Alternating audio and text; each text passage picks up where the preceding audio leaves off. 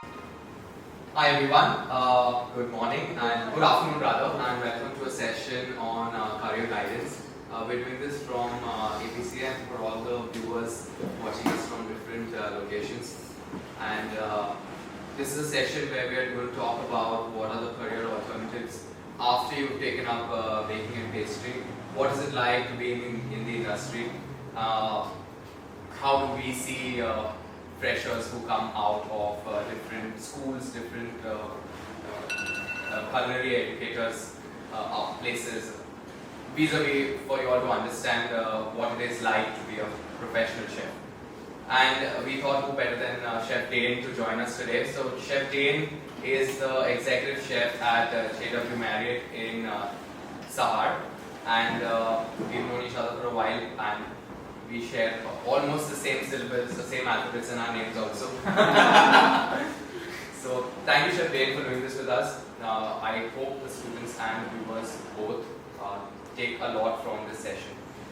Before we start, we'd just like to know a little about your journey. How did you become a chef? What was your journey like? And a little about your education also. Sure. Hi guys, thank you for having me over here. I've never done this before, giving career guidance to somebody, but I really feel privileged to be a part of such an amazing crowd. Answering your question, Dean, I've been in the industry for roughly about 14 years. Okay, and I did part of my education in Mumbai and part of my education in Goa. Okay, I studied from a college which was called Academy of Culinary Education Goa. I don't think it exists in that name still, but yeah. So it used to be a part of a hotel which was called Siddhate Goa, which is now I think Taj. Taj has kind of taken it over. But yes, so mine was basically a chef management. I knew right from the start that if I'm entering this industry, I want to be a chef. Okay. I come from a family of farmers.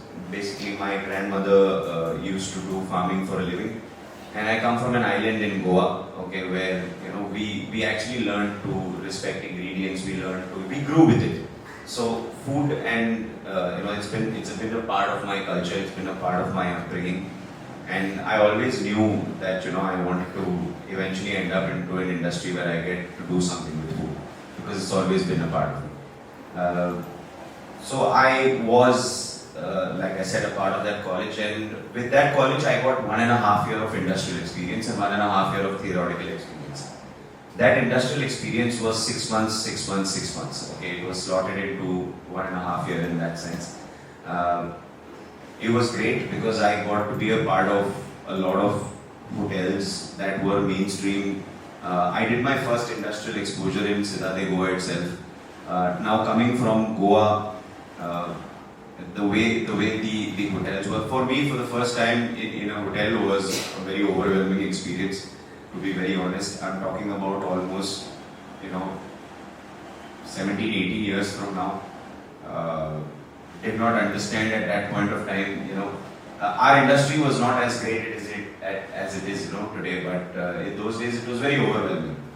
From there, I think I came to Grand Hyatt in Mumbai and I trained there in Cheltenham. I was a part of the pre-opening team in Cheltenham in Grand Hyatt. Then I eventually went to the Oberoi, where I cracked a job itself. So I was a part of Frangipani. I was a part of in those days Tiffin, now Phoenix. I worked in those kitchens for almost a year before I moved to the Taj Mahal Palace and Tar. I was a management trainee there. There used to be a program which was called as Hotel Operational Management Trainees, but we were always called Hemant Oberoi's Management Trainees because that hotel was very iconic in its own way, and I think it was more than a hotel. I think the Taj Mahal was an institution. It was an institution where chefs got nurtured. They were taught basics to then go out into the industry and flourish in their own way. I was a part of that hotel from 2008 to 2017. Everybody says that the growth in Indian hospitality, systems are very slow and very, stagnated. But to my understanding and to my goodwill and to my luck, I'll say that I got a lot of exposure in that hotel. I practically worked in almost every restaurant that you can name off. Okay, I was a part of the banquet and convention center as well. So I worked for that hotel for roughly about a decade, and it took me quite a lot to move on from that hotel. Simply because everything was, to be very honest, Taj and the Oberoi as a company, you don't see any attrition. They're such a wonderful company. You just don't want to leave them because there's everything that's so great about them. But then for me, I think more than anything else, it was going out there and expressing myself. And with a company like Taj, as much as it's great and the Oberoi is great, but they don't have as many hotels as probably an international chain has for you to kind of go out there and express yourself. So I would report into my bosses who were practically 20 years elder to me, and I would say, chalo ye karte hain, and they would be nahi, bhai tu matlab, hold on to your horses, let's stick to the basics. And for a while I really learned quite a lot, to be very honest, and I promised myself that the day I stop learning, that day I'll start looking. Okay, and eventually that day came where I really thought that I gave more than I got, and I think it was wise enough for me to just move on, because I think once a person gets stagnated, he starts doing things which are not, which he does not enjoy. The day you wake up in the morning and you don't feel like going to work, there's something wrong. And I got that feeling in the entire 2017 that I would wake up in the morning and I would think, yeah, same day, same things, I need a change. I moved on to a hotel which is it's practically the most iconic hotel for Marriott in South Asia, the St. Regis Mumbai. It was the biggest challenge of my life. I think coming from a hotel which is 110 years old, going to a hotel which was about 5 years old but has gone through so much. It was a Shangri-La. From a Shangri-La, Shangri-La got deflagged, it ran as a Palladium. From a Palladium, it ran as a St. Regis. St. Regis was then acquired by Marriott when it became from Starwood to Marriott. So it had seen 4 changes in 5 years. When I went, it was a whirlwind of an experience. We didn't know something called as budgeted manning existed.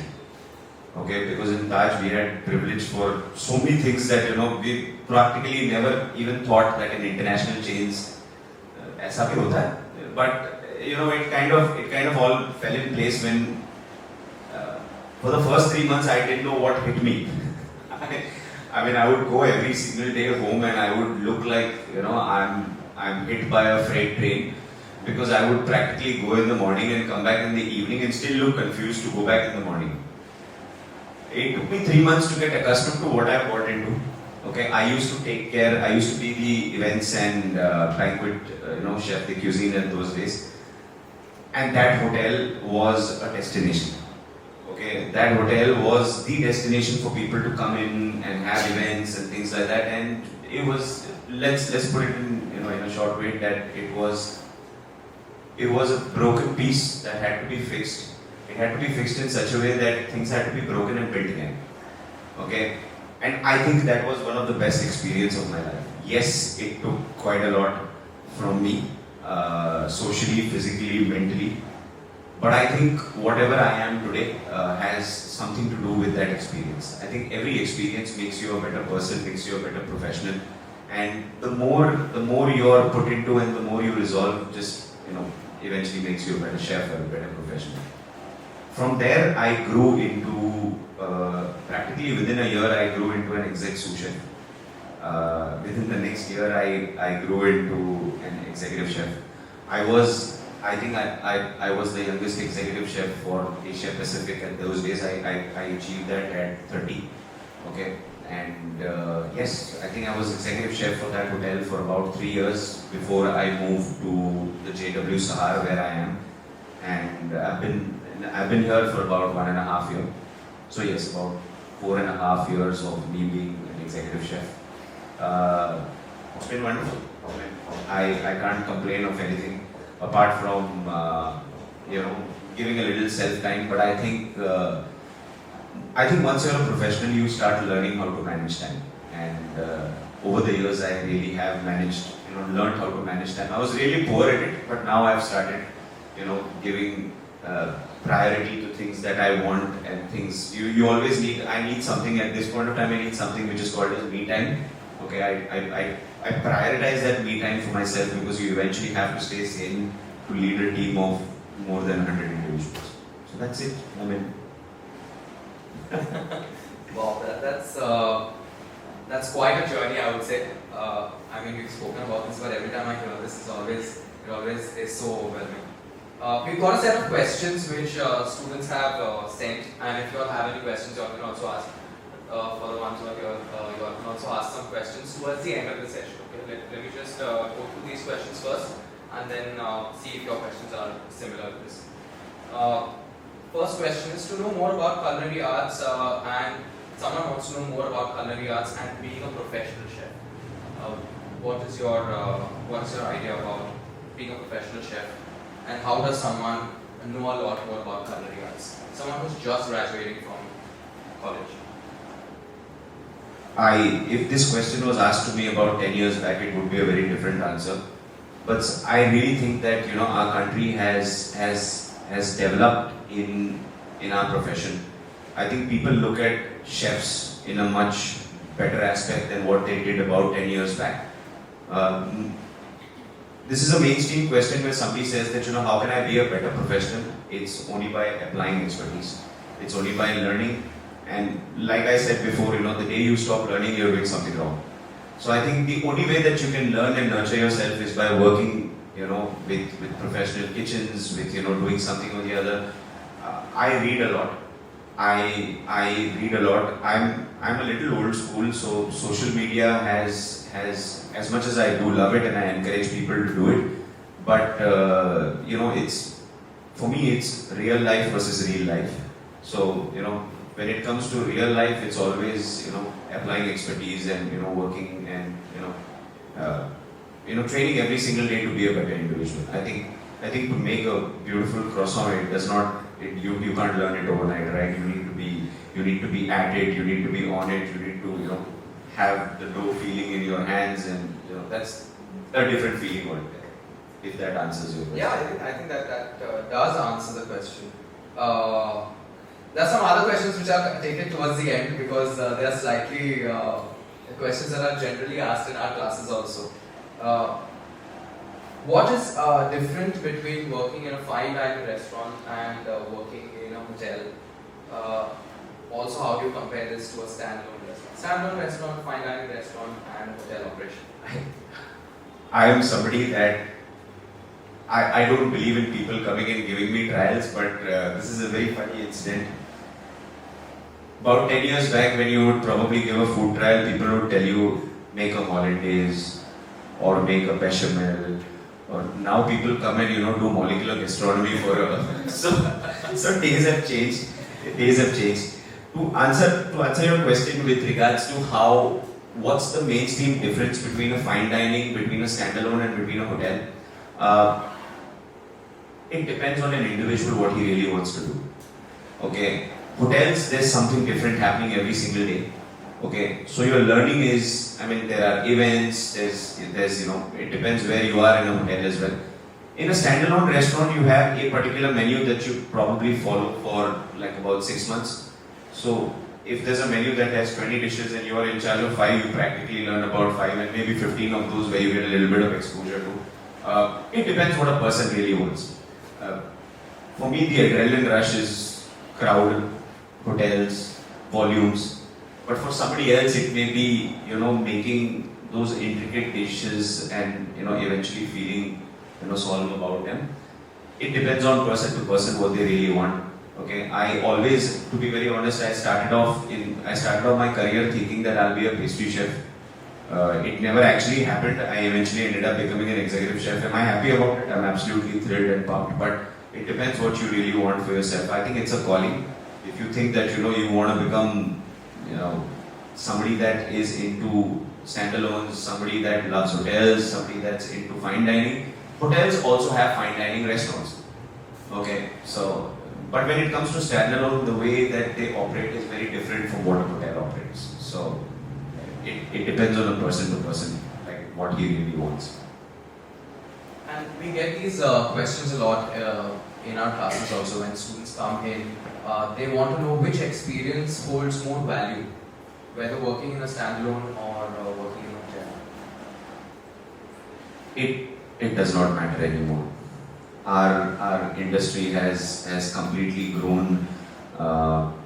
Today, I'd happily hire somebody who has worked with a Pratik Sadhu, because I know that he or she may have the skill set that is required to build for a great chef. I'll happily hire somebody that's worked, that has trained and studied in an APCA. Okay, because I know that they have the basis for what is required to then build upon.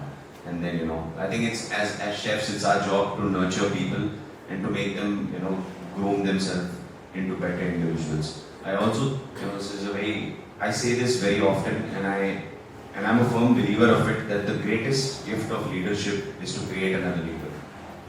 But it's also the most difficult gift, because you often try and find yourself into those individuals. मैं जब CDP था, मैं ऐसे करता था या मैं वैसे करता था. Each person is different, and I think that you must treat people with the skill set. There may be people who has few negatives and few positives. I'm somebody that ignores my negatives because it's just a waste of time to work on them, to try and improve them. But you must work on your positives, because people really look up to you in those positive aspects. I mean, nobody is perfect. It's fine to not be perfect. That's what I always say. I think that's a great point, Chef, because accepting whatever you do or whoever you are, that itself changes the entire aspect of your work. So that's something that you need to understand when you're in this profession, especially. Absolutely. What is the minimum qualification required to be a professional chef? Now, I think this question has come from someone who doesn't know about the industry, someone who doesn't know about hotel management. So, what are the other things that they can do before becoming a professional chef? There's just one thing that you require to become a chef, and that's passion. I think you can keep everything aside. If you're passionate, if you really want to make it large, if you really want to make it big, if you have the inclination to learn, and if you have the passion to grow, nothing can stop you. Okay. Yes, courses and management, studies and things like that give you a platform.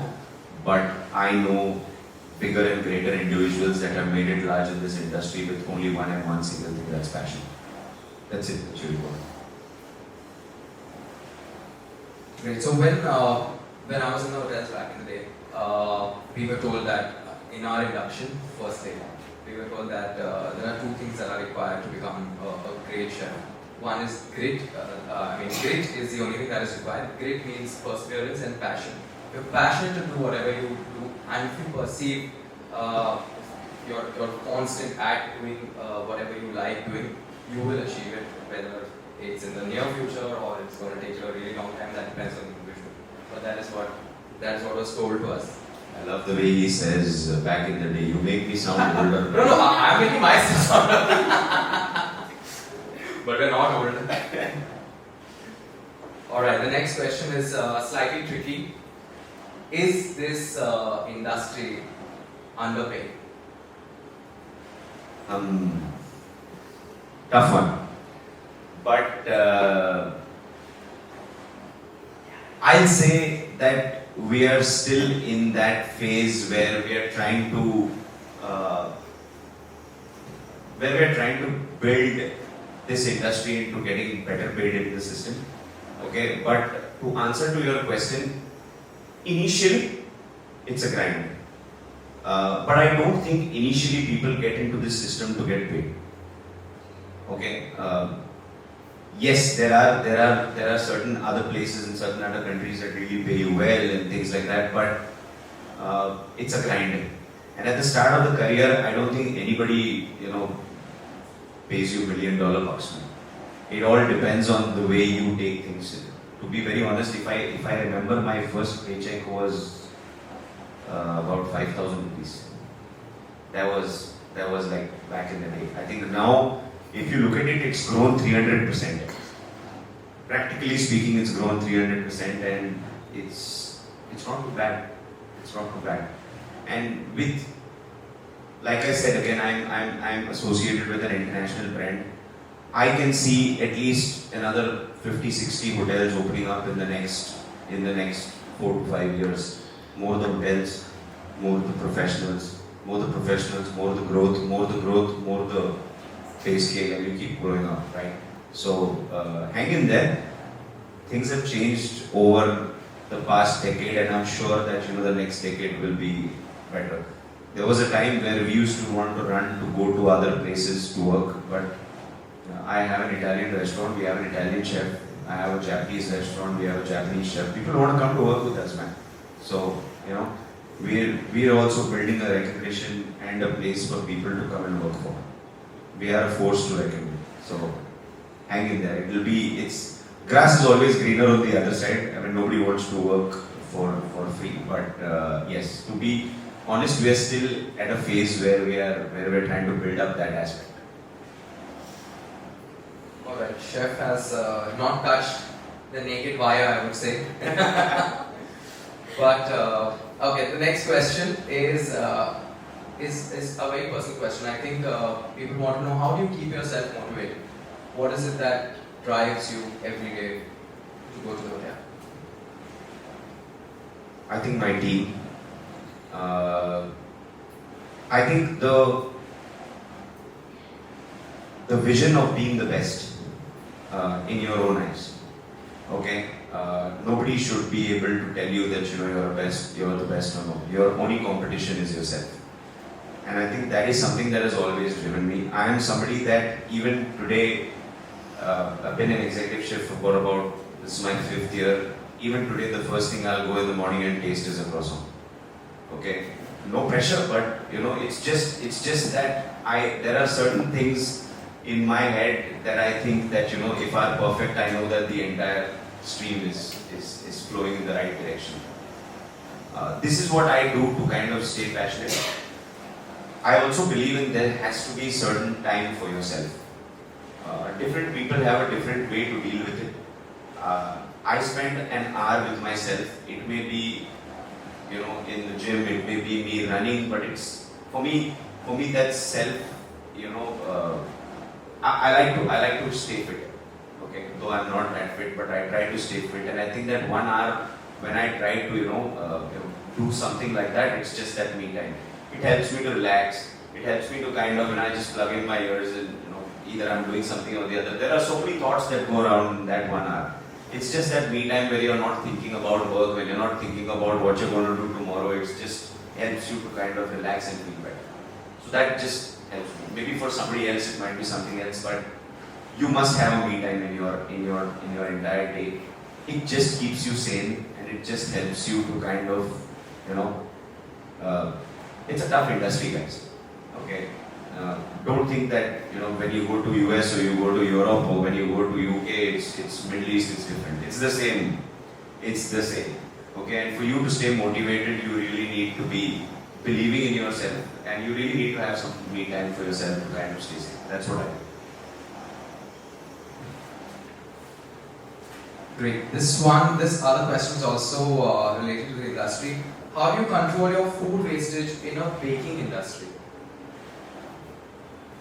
Something that I do. I'm a hotel of 600 rooms, and we have a buffet, breakfast, lunch, dinner.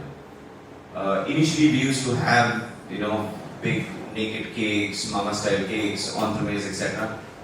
And we ended up some things are predictable, some things aren't. We ended up having a lot of wastage.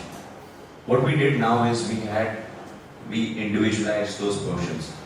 So now we understand that what is the consumption pattern, what is this. There are different ways of you trying to control it. One is you should be completely in sync with your demand versus supply. That's your occupancies. Okay, you must know. It cannot be a sudden trend that today you're doing 40 covers, tomorrow you'll do 400 covers. It's impossible. Okay, there's always a trend where it goes 15-20% up, but that's fine because you always back yourself up for at least 10 to 15%. You should not control costs.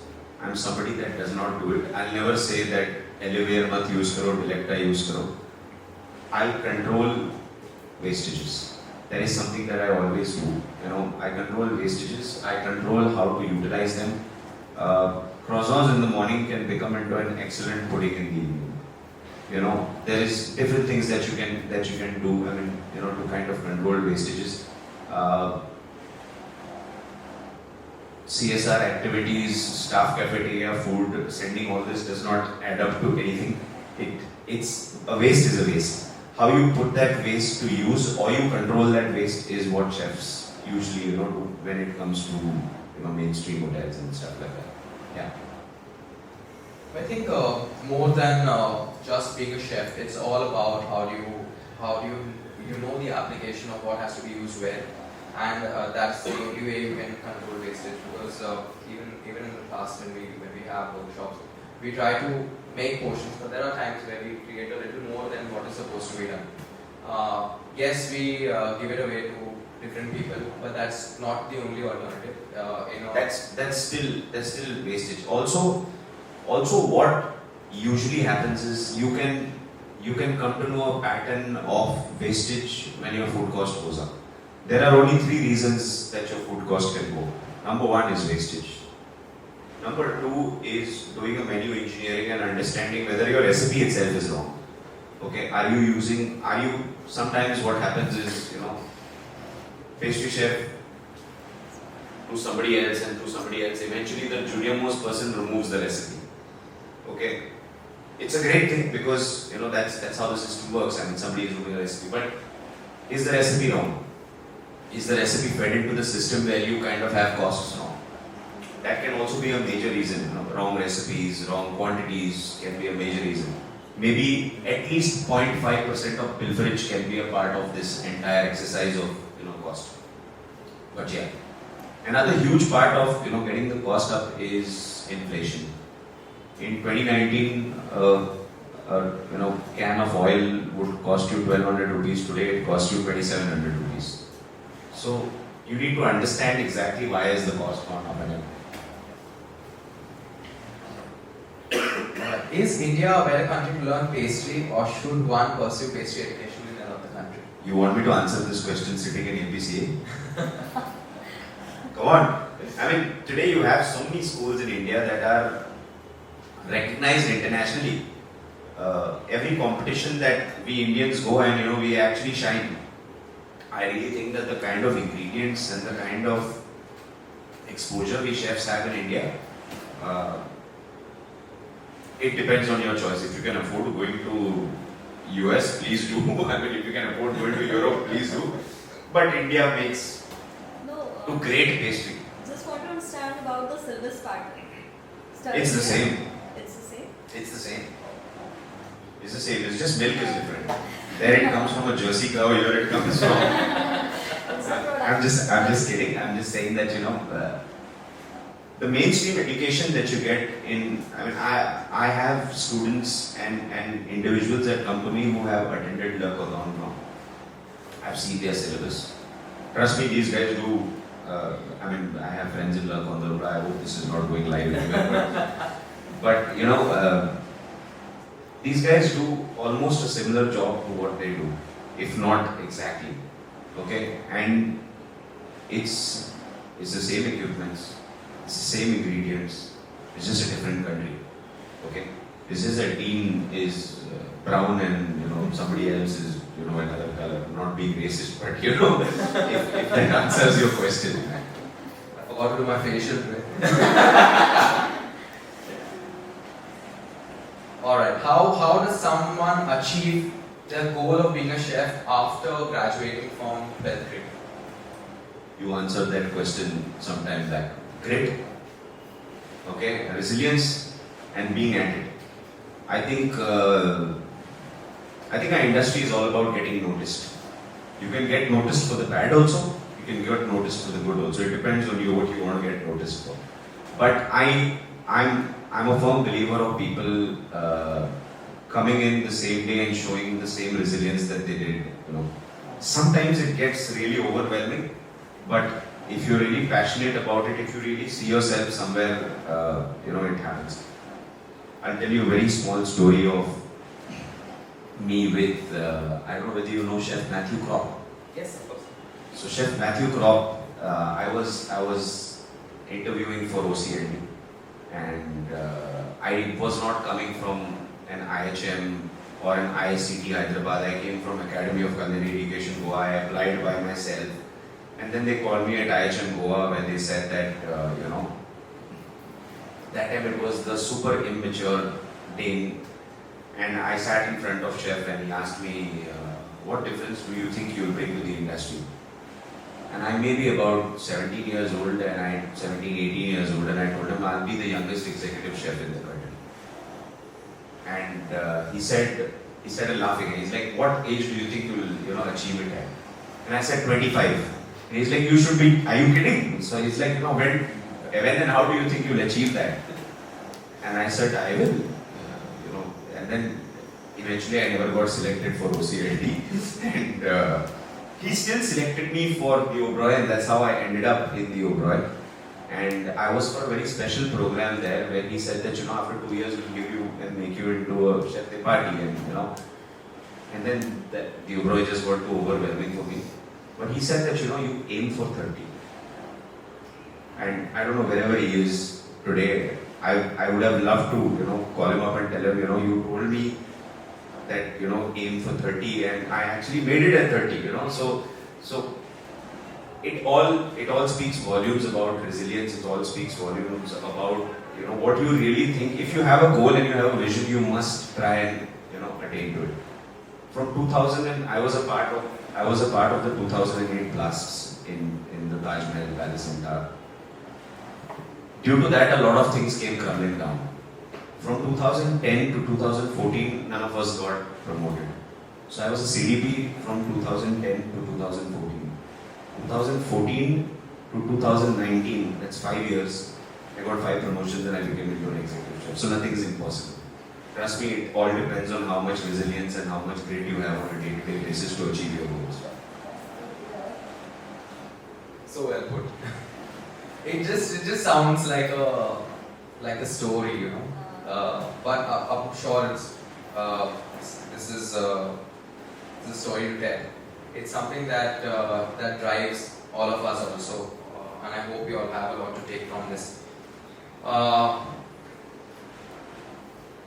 just add a little about the journey that it's very, very similar to Chef's journey also. But when I was in IHM, we had this interview, and Chef Vikas Bagul was taking the interview, and he asked me, what is it that you want me to ask you for your bypass? So I said anything about bakery and pastry because I'm really good at it.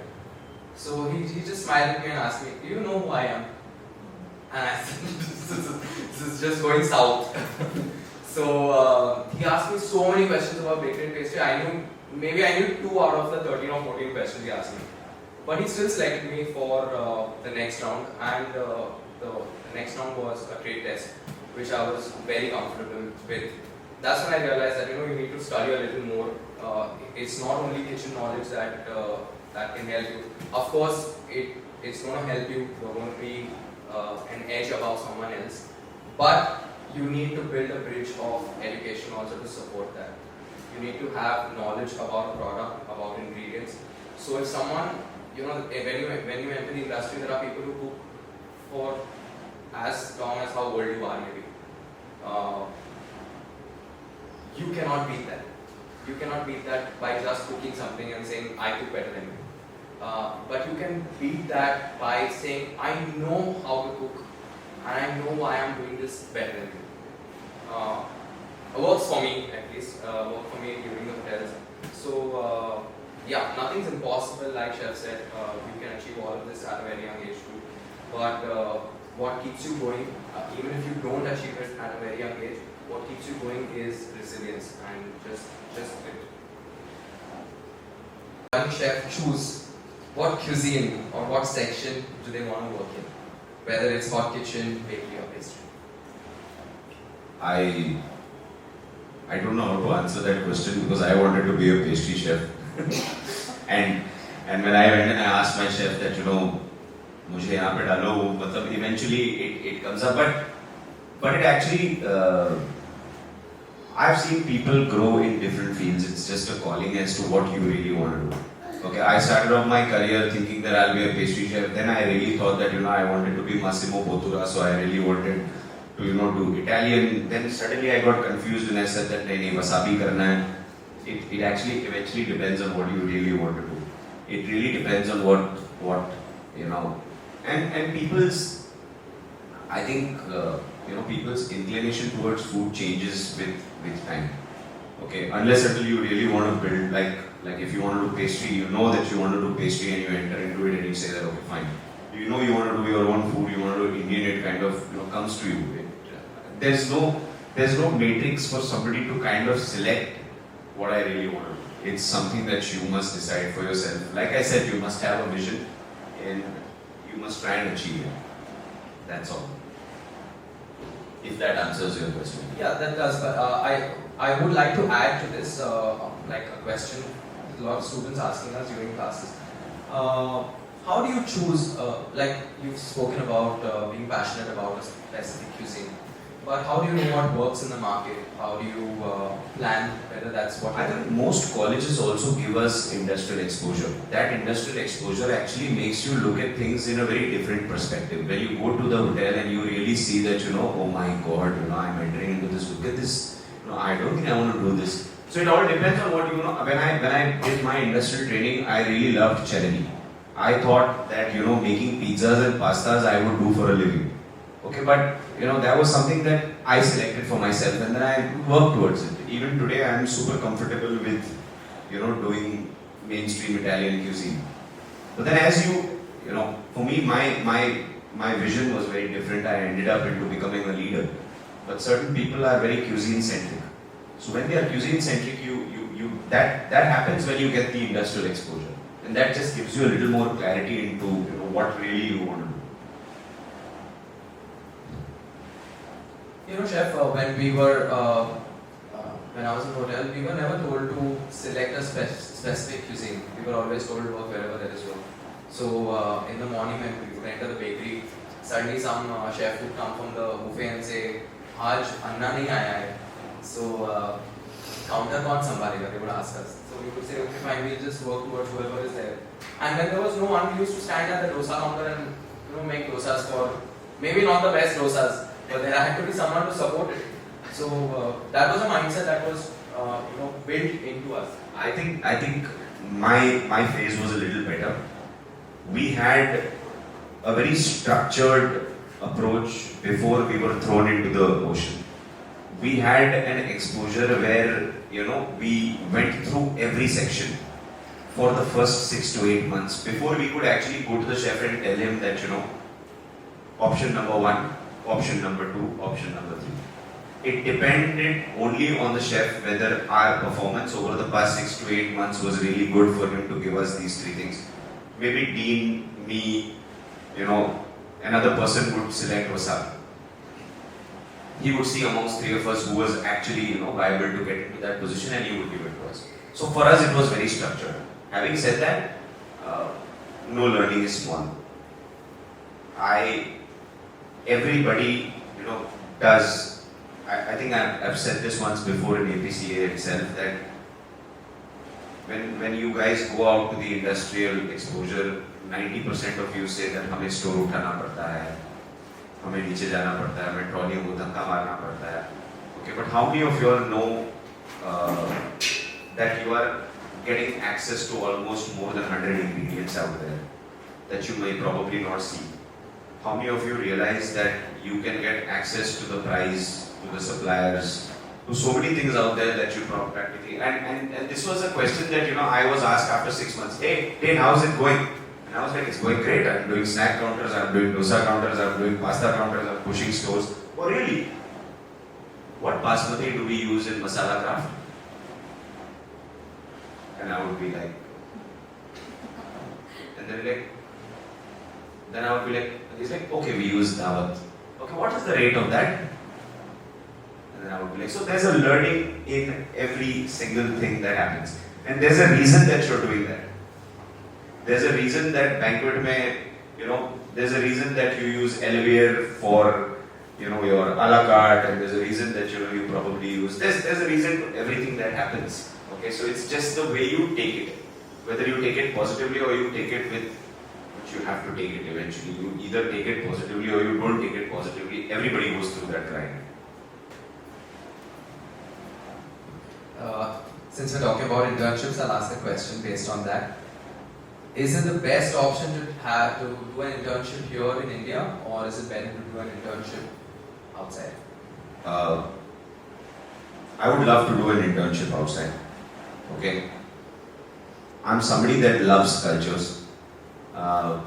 So if you get an opportunity, why not? But every industrial exposure is different. Tier 1 city to Tier 2 city to Tier 3 city, everything is a different exposure. Okay, I would love to just go back to Goa and be an executive chef there and have Urrak in the evening and chill out. But there are certain things that you don't get there that you get in a mainstream Tier 1 city.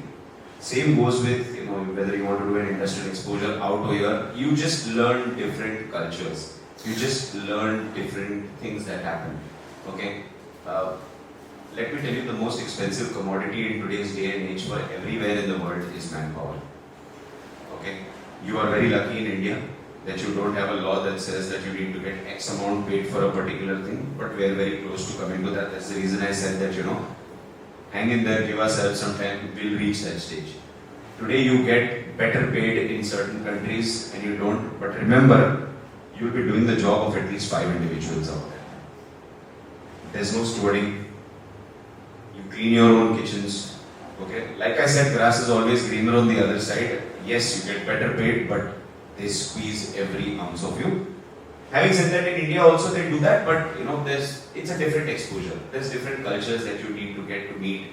Okay, if you go to Middle East, you get so many different cultures. I mean, you get the Arabs coming in, you get Asians coming in, you get the international Brits coming in. It's just a different exposure. It depends on what you really want for yourself. I would love to get that exposure of different cuisines, different cultures. But yeah, I mean, like every city in India is also different. Great, that was very well done. Am I audible? No? Okay. Next question is the working hours in the hotels. Can I hide something?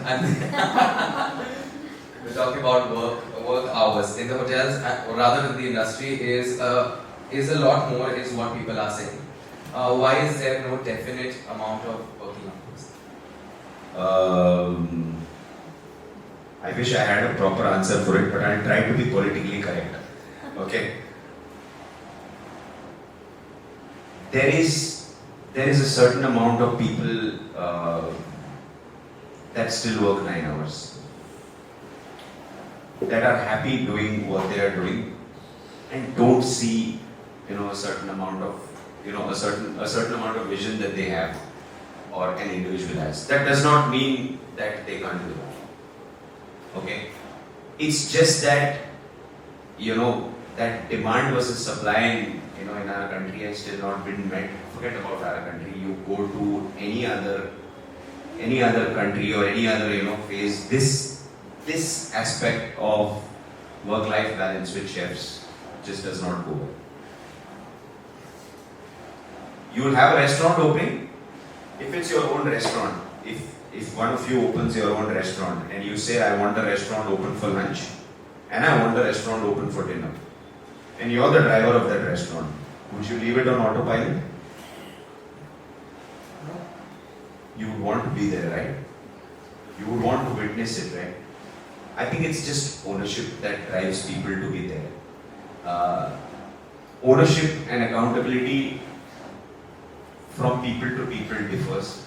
Okay, some people have serious amount of ownership and accountability. Some people, just think that it's okay. It's not you. every fruit in the basket is not the same. Everybody can't be a mango, everybody can't be a banana. That's the reason a leader, has a basket of fruits and it depends on how to utilize what fruit you have. Okay, but punctuality, accountability, ownership is taught to us at home. It's something that you realize that, okay, I want to be a chef and this aspect of life is, but trust me, I have a family too, and I actually make time for them. I make sure that I make time for them. There are days, but then they do understand. Okay, I also have a wife who at the start of my career really supported me. I have parents that really supported me. And today I'm at a stage where I can probably support them. And I'm at a stage where I plan my day out in such a way that I do spend time with them. So I don't think it's impossible to kind of have that life.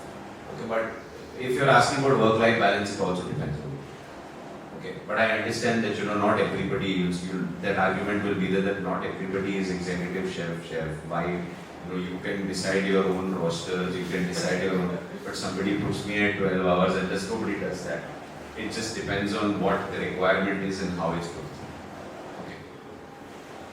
If that answers your question. Yeah, I think we'll just leave it to that.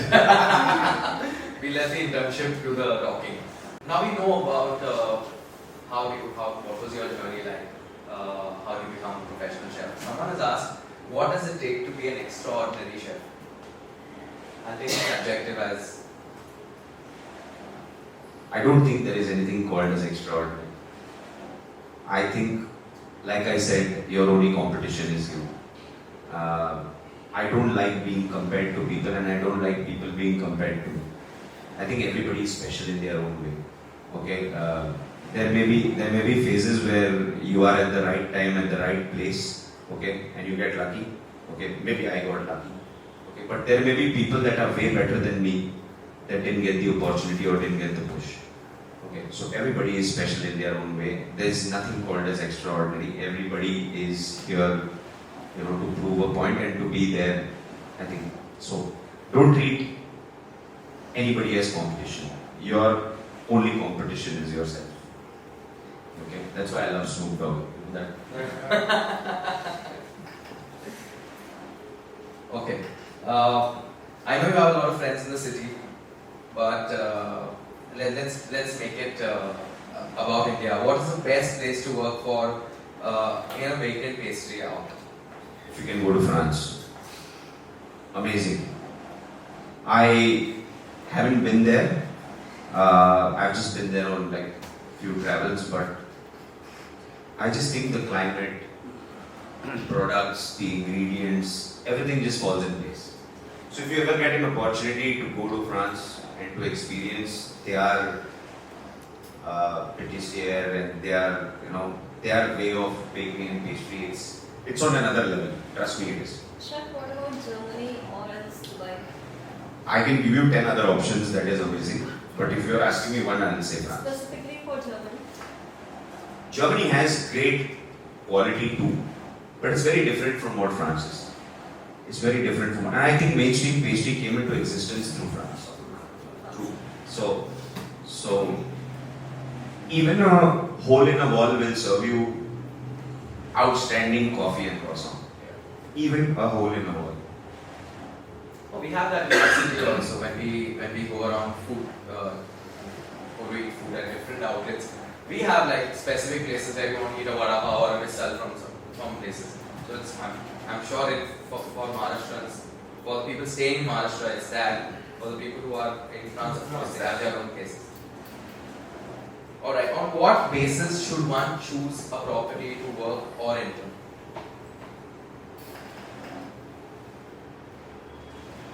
I wanted to say social media, but I'll stop myself. But I think everybody knows hotels and places that do. It depends on you whether you want to learn intricate detailing or you want to learn volumes. Okay, like a GW Sahar does about 800 cover breakfast. Okay, whereas a GW Juhu may do about 300 or 400. Lalit may do lesser, a Grand Hyatt may do lesser or more, ITC may do lesser or more. Standalone restaurants don't have that, they have very intricate detailing. It depends on you whether you want to do volumes or you want to do. So, what you want to learn is something that you must apply your mind to. Okay, what are the options available? Another thing. And I would probably go to what I want to learn. What is it that you're looking at the industry for help? Are you looking at sharpening your skills? Then I think more intricate detailing is better. Are you looking to work in an environment where volumes, drive that entire industry? It's totally your call.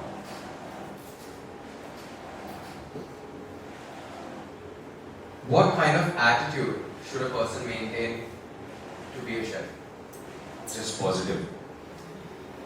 I think you getting yelled at or you getting corrected is just a phase and a part of you learning and growing as an individual. I do it every day. So I'm somebody that goes out every day, looks at the same thing every day, and still says that it can be better. That does not mean that you're not doing a great job.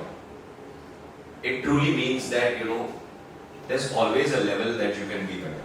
There's always a scope of improvement. There's always that little more that you can push yourself.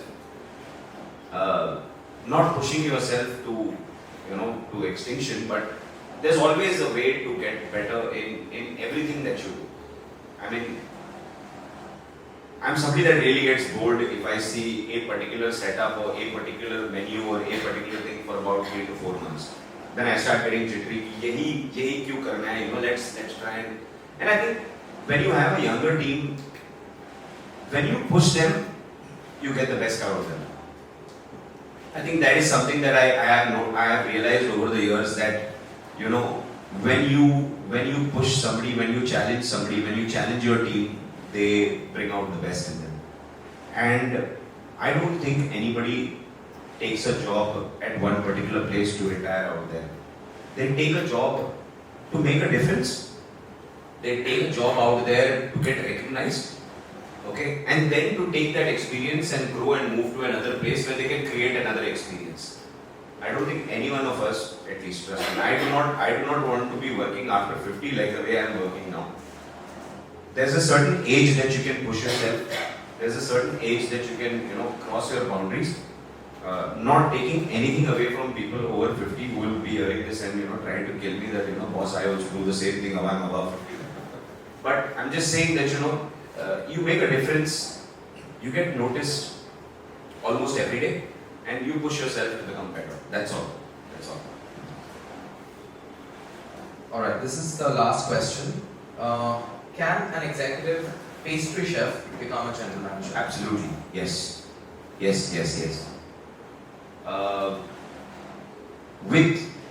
With international chains and international brands coming into the picture, in my own industry, I've seen so many people who were chefs and today have become into general managers, have become into director F&Bs, have become into EAM F&Bs, have become into hotel managers. So it's not impossible. The problem with, I won't say problem, I'll say the opportunity. What do you really want to be? Are you happy being a chef? I'm really happy being a chef. Okay, I love the codes. I'm really happy. What gives you that adrenaline? Do you think that at a certain time after you reach the brink of positions and hierarchies that you feel stagnated? You can switch over. It really all depends on what you want for yourself. I have so many people that have worked with me in the past that eventually switched roles, eventually came back, eventually became general managers. So it all depends on what you really want yourself. But to answer your question, yes, you can.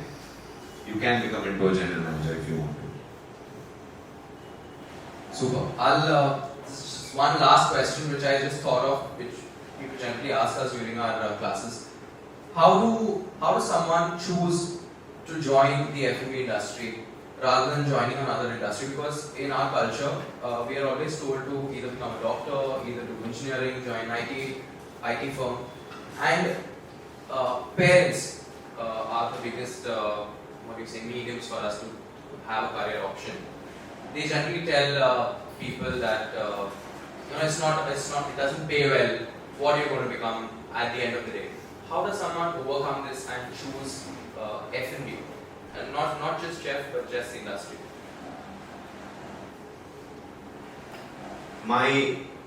For me, it was a little different because my grandfather was a butler. My dad was from the same industry. He was a sports person. He eventually, through sports quota, got into hotels and he kind of did it. Nobody was a chef. I'm the only chef in the family. But I think that that's a call that people wouldn't take about 10 years back, when parents would probably tell them that, you don't get paid well, you really need to, understand that you have to work for so long. I think that has changed over the past 10 years. The recognition that chefs have got in today's day and age, I'm not only talking about our country, I'm talking about worldwide. Okay, chefs are in the front stream of everything. I don't remember 10 years back when a hotel's page had a particular chef on it. Promoting that chef, I'm not only talking about the executive chef, I'm talking about cuisine-centric chefs. I'm talking about your pastry chefs. I'm talking about the way you do things. Chefs are the mainstream of the industry in today's day and age. In my opinion, after the general manager, the most important position in the hotel is the chef. That person either makes the hotel for people to come to, okay? Because accommodation and lodging is one aspect of it, but food is a huge aspect of it. I mean, I've been with two of the giant hotels of Mumbai, St. Regis and the JW, where people actually do come because of the F&B. This was just the chef aspect of it. I mean, even with you becoming into an executive housekeeper or an F&B manager or a cost controller or finance or front office, the recognition of just being a hotelier has gone 20 notches higher. Okay, from what it was like 10 years back. And I even think that as much as a human wants never. I mean, even if from that 300% growth 10 years back to now that becomes into 1000%, we'll still feel that we are underpaid. Okay, so I don't think that the industry today is that underpaid that it is, but it also depends on how you're going to take it. Growth is enormous. Initially, there was no growth in the country. Okay, because there were no mainstream hotels. There was only Indian hospitality brands. Today, your international chains have taken over. We have 135 hotels of Marriott in South Asia. That's a huge number. That's going to be kind of becoming about 60-65 more hotels in the next 3 to 4 years. And more the individuals, more the opportunities, more the hotels, more the professionals. So it's a great industry to work in, and I must tell each and every person and their parents to come for that. It's the decision of the individual. I always say that very jokingly that my son Ian, I say that don't become into a chef, and he always comes and tells me I want to become into a chef, and then I eventually say that you do what you want. We'll see when time comes. But yeah. Great, super. You all have any questions, please? So one question which I want to ask is that normally I've heard in the industry itself that they say that especially in 5 stars and all, the younger you are the better because it's a cleaner slate, it's easy to train. But per se someone like me, I took my time to understand where my passion was, which I finally got to, and I'm sort of doing this course at the age of 31. So after this, if I try to go, first even to JW Sahar, where you're working, and I go for an interview, how much of a difference is that age and everything is going to make for me as compared to those youngsters? I think age is just a number. I think people relate, age to a very different, perspective. I think our industry is all about, like I said, grit and resilience and passion.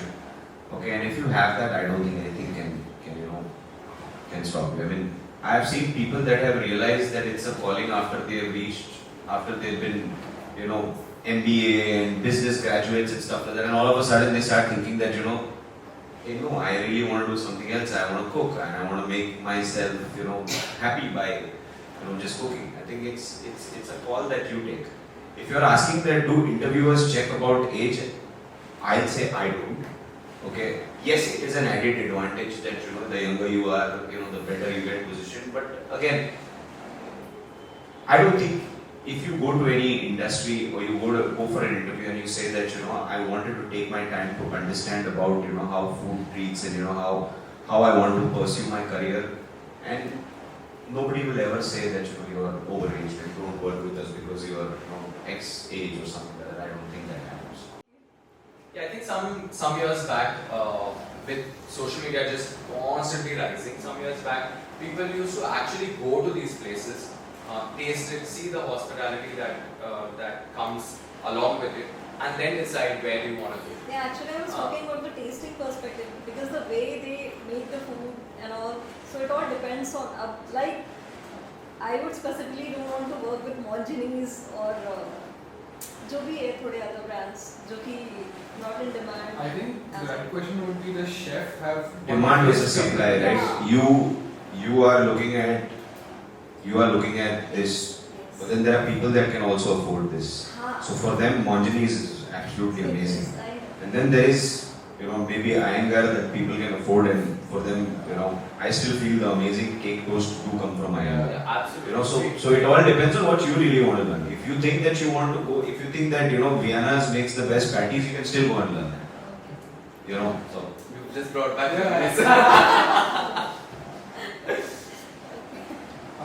Chef, I had a question. Like now, you being an executive chef for so long, and like you said that you have around 300 people under you, working under you. Basically, what I want to ask is, obviously, like you said, rightfully, every individual is different, and obviously there are going to be certain people who are maybe better at communication, who are going to shine, who are easily going to be noticed. But not all of them are good at it. Some might be just really good at their work, but do not know how to communicate. So they might be just doing their work. But as an executive chef, is it possible for you to individually notice all 300 of them? On a daily basis, no. But then I think companies have tools that help you to nurture each and every one of them. Okay? Every quarter having rap sessions with these individuals really helps. Okay, I think in 90 days you can remove 10 minutes for each individual. In 90 days, you can remove 10 minutes for each individual to ask him or her that, you know, is she happy? What does he or she want to do in life? Okay. Maybe I don't take those rap sessions and my HODs take those rap sessions, and, you know, we get those sheets to us and we realize that, hey, you know, this guy wants a switch or that guy wants a switch. So we create that, we make that happen. And that's the reason you have leaders into leaders into leaders. Okay. I remember the Oberoi had a program called as PIP. Okay, that program was called Person in Pocket. You would never get the growth unless until you prepared somebody else to take your position. I think that's a great tool to have, you know, it's a great tool to have, because then, you know that, you know, I want that position, but I need to make somebody else ready for my position. Okay, so I think that's something we also practice, that boss, अगर तुम्हें मतलब आगे बढ़ना है, तो तुम्हें किसी ना किसी को तैयार करना पड़ेगा, ताकि वो तुम्हारा चला जाए. The person also will have a positive attitude. Absolutely, absolutely. When you know, it's a vision that you create for a person, right? If you don't create a vision for a person, see, if you go to a person and that person tells you that हम जो कर रहे हैं हम उसमें बहुत खुश हैं, then आप उसके लिए कुछ नहीं कर सकते. लेकिन अगर आपके पास कोई आया ये बोलने के लिए कि, you know, I really want growth, if I often ask this question to people, where do you see yourself 5 years from now? Okay, and I get the most amazing answers. Okay, so it really depends on, like I said, you know, a leader is given a basket of fruits, but every fruit is not the same. It depends on the leader how he wants to nurture that fruit to kind of make the entire basket look pretty, right? I also don't mind. Like you said that in your starting period, how you had these chefs who were basically for you at that time 20 years or so ahead of you, and any new ideas that you threw at them, they would just dismiss it saying that let's stick to the basic, this is working out, let's just stick to this. As compared to now, when you are in that position where you are able to hear your juniors, how much, like, does it still work that way? Like, when even say somebody who just recently joined, maybe just 2 months experience, but he just might have a really good idea after coming on the floor.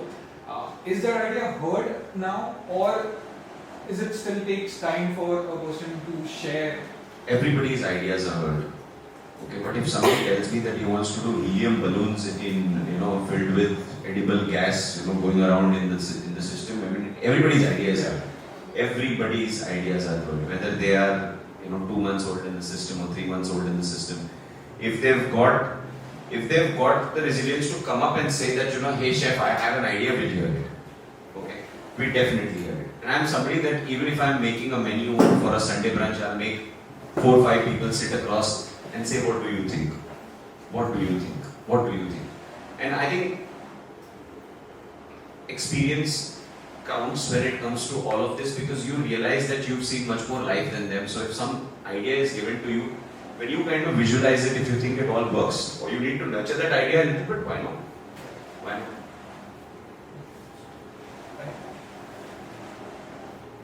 Yes. Chef, you've already Sorry. answered this question, but there is one question from a guy named Rishi Bhatia.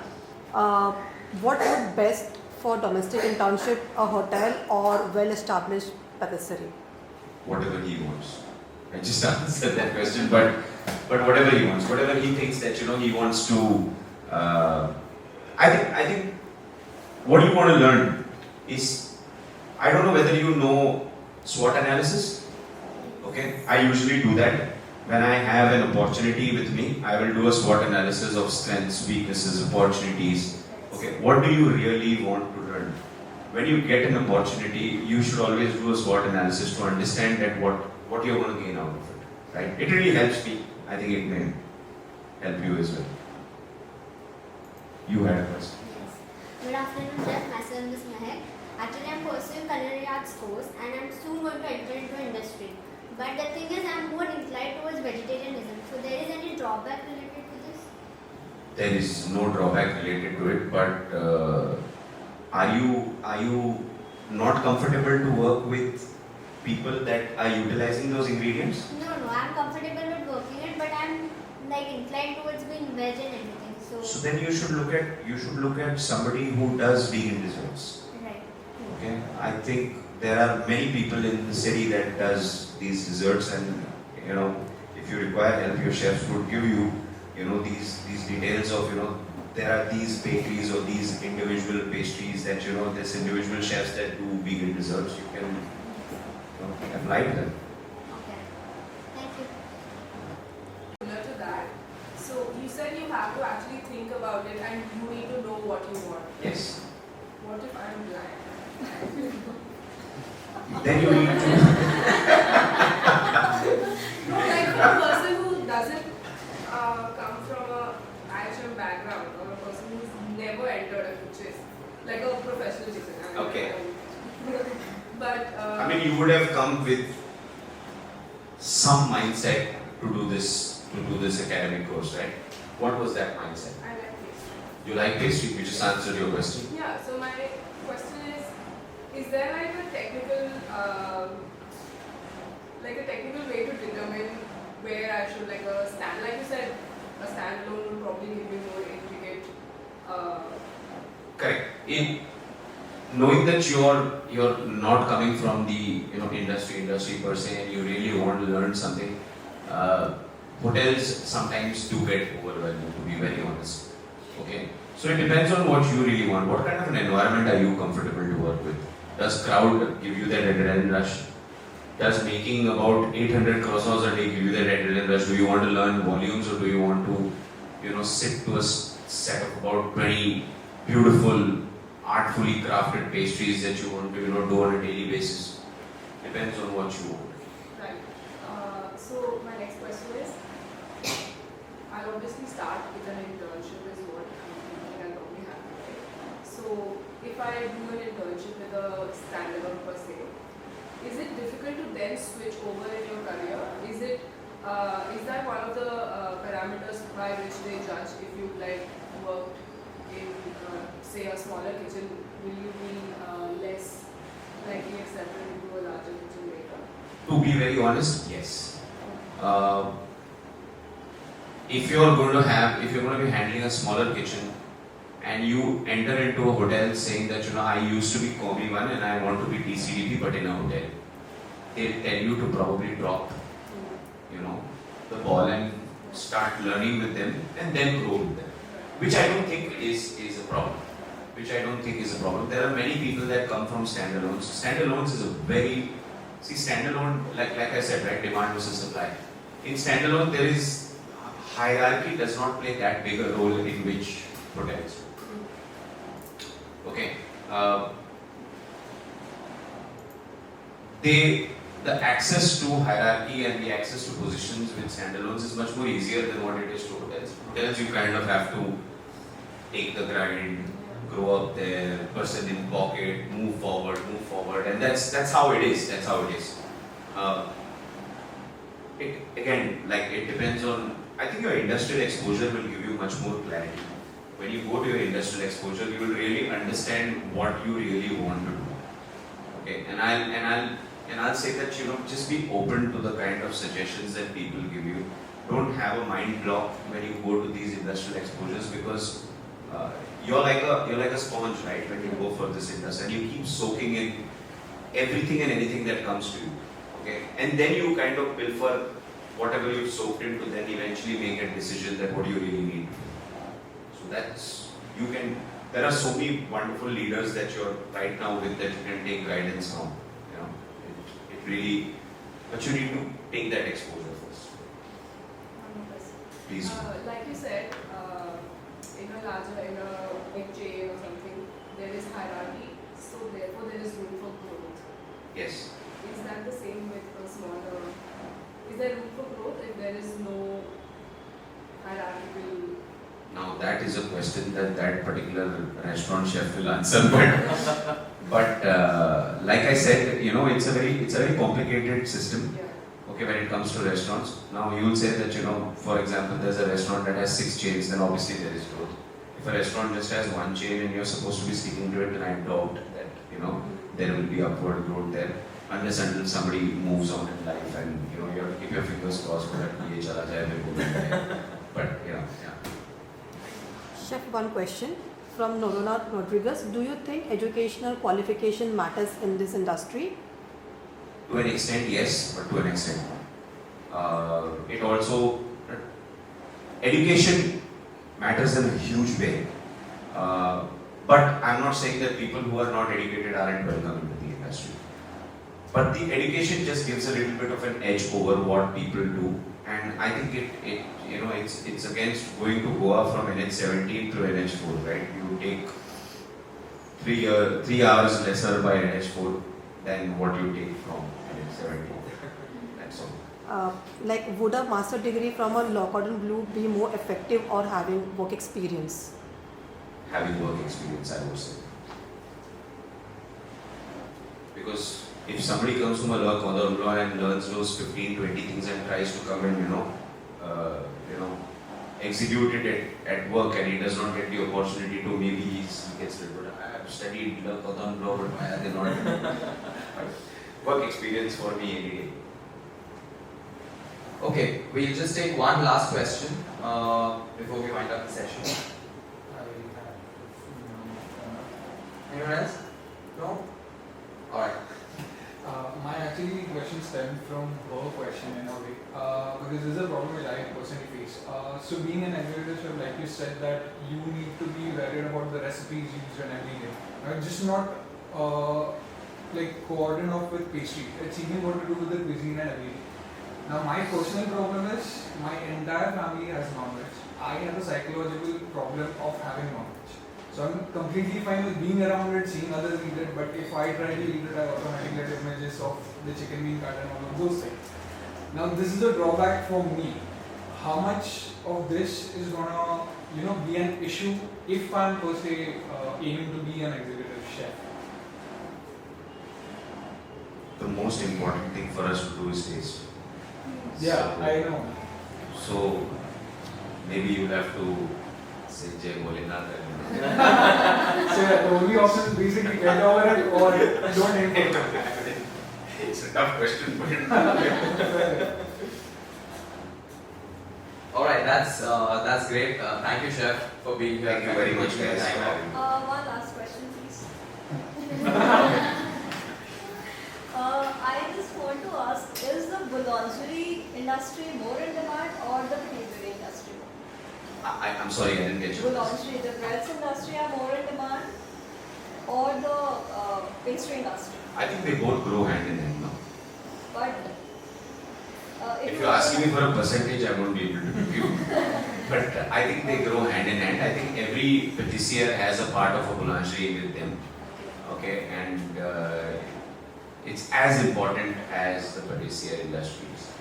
Okay, and I think every boulanger has a patissier in him and a patissier has a boulanger in him. So, it works hand in hand, always. I'll just add to that though. A lot of like the growing trend in India, specific to India only right now, is understanding grains, understanding harvest, understanding where a few things come from. So a lot of people are being more conscious about the grains that they are consuming. Unlike earlier where it was only maida, now people are having alternate flours also. And they want to have the same thing in the pastry that they are having, or they are consuming. Like earlier it was only maida or refined flour that was used to make tart bases or to make a few cookies. But now people want to use other kind of flours also. And it's not only flours, it's a lot of other ingredients.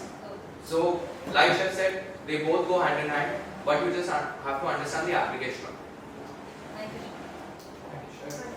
Alright, thank you Chef once again. This is the final one. Thank you guys. And thank you everyone for Thank staying you on guys this for session. tuning in. It was really amazing. Thanks a lot.